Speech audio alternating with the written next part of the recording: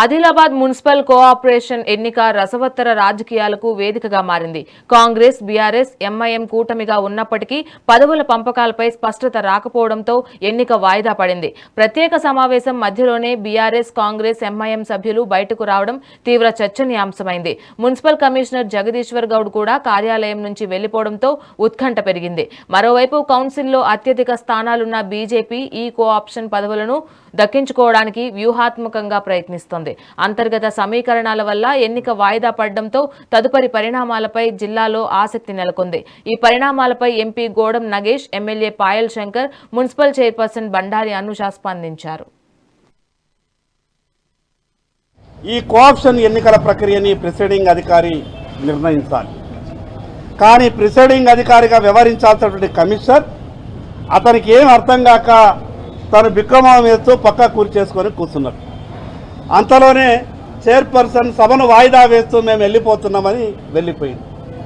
2019 Telangana municipal చట్టం section 5 ప్రకారం municipal చైర్పర్సన్కు ఏ ఎన్నిక సందర్భంగానైనా సరే సభను వాయిదా వేసేటటువంటి అధికారం లేదు.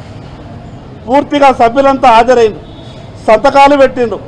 లోపల ఎక్కడ కూడా లా అండ్ ఆర్డర్ ప్రాబ్లం లేదు. కానీ వాళ్లకు మెజార్టీ సభ్యులు లేరని తెలిసిన కారణంగా 27కి 27 సభ్యులు భారతీయ జనతా పార్టీకి మద్దతు ఇస్తున్నారన్నటువంటి ఒక ఉద్దేశంతో ఈరోజు సభను వాయిదా వేసి మున్సిపల్ చట్టాలను అతిక్రమించి తప్పించుకోవాలని ప్రయత్నం చేసింది. కానీ ఇదే 2019 తెలంగాణ మున్సిపల్ చట్టంలో ఒక వెసులుబాటు ఉన్నది. చైర్మన్, వైస్ చైర్మన్ లేనటువంటి హాల్లో సందర్భంలో సీనియర్ సభ్యుల్ని చైర్మన్ స్థానంలో తాత్కాలిక చైర్మన్గా కూర్చోబెట్టి మిగతా ప్రక్రియ ప్రాసెస్ని దాంట్లో చేసుకోవచ్చని స్పష్టంగా ఉన్నది.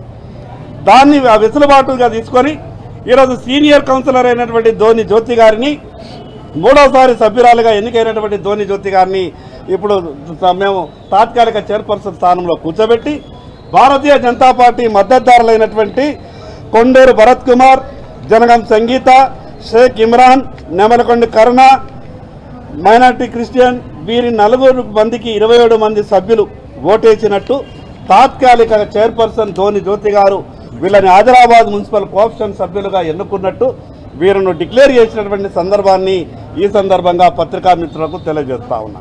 వీళ్ళ బంధం ఇంకా పోలేదు. మున్సిపల్ ఎన్నిక సందర్భంగా చెప్పిండు కదా, ఇంతకుముందు 3 సార్లు ఎమ్మెల్యేగా పనిచేసినటువంటి జోగురామన్న గారు కాంగ్రెస్తో మాకేం పొత్తు లేదు అన్నారు. మున్సిపల్ కమిషనర్ ఎవరైతే ఎలక్షన్ అధికారిగా నియమించినటువంటి వ్యక్తి పూర్తిగా అసలు అవగాహన రహితంగా వ్యవహరించినటువంటి తీరు నిజంగా చాలా దురదృష్టం. ఇలాంటి మున్సిపల్ కమిషనర్సు కనీసం చట్టం పైన అవగాహన లేకుండా, రూల్స్ పై పట్టు లేకుండా ఎలక్షన్స్ నిర్వహించే ప్రక్రియలో ముందు రావడం, జిల్లా అధికార యంత్రాంగం కూడా చూసి చూడినట్టుగా వ్యవహరించినటువంటి తీరు. ఒక చైర్పర్సన్, ఒక ఈరోజు ఎన్నికల ప్రాసెస్ కోఆప్షన్ ఎన్నిక, ఆ కోఆప్షన్ ఎన్నికల్లో కూడా చైర్పర్సన్ గారు ఎవరైనా ఉండని, లేకపోతే వైస్ చైర్మన్ వాళ్ళు కూడా ఒక ఓటర్లుగానే ఈరోజు వ్యవహరించినటువంటి చట్టం చెప్తా ఉన్నది.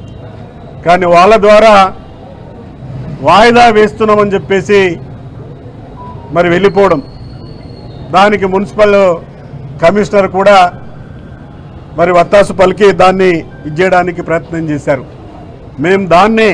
మేము దాన్నే ఏదైతే అధికారం లేకుండా లేదు చట్టంలో ఉన్నది, మున్సిపల్ చైర్మన్ ఎవరైతే ఉంటారో, చైర్పర్సన్ ఎవరైతే ఉంటారో వాళ్ళే నిర్వహించాలి, వాళ్ళే వాయిదా వేయాలని చెప్పేసి వాళ్ళు అన్నారు. కొందరు కౌన్సిలర్స్ ఉన్నారు, ఎంఐఎం నుంచి గాను, బీఆర్ఎస్ నుంచి, కాంగ్రెస్ నుంచి, వాళ్ళకు కూడా ఎజెండా అందలేదు. మరి 3 రోజుల నుంచి ఏం చేస్తున్నారు? ఎజెండా అయ్యకుండా మళ్ళీ సంతకాలు కూడా వాళ్ళు ఇచ్చిండ్రు అన్నట్టుగా పెడుతున్నారు. మరి వాళ్ళైతే ఫోర్జరీ సంతకం అవుతుందని చెప్తున్నారు. ఈ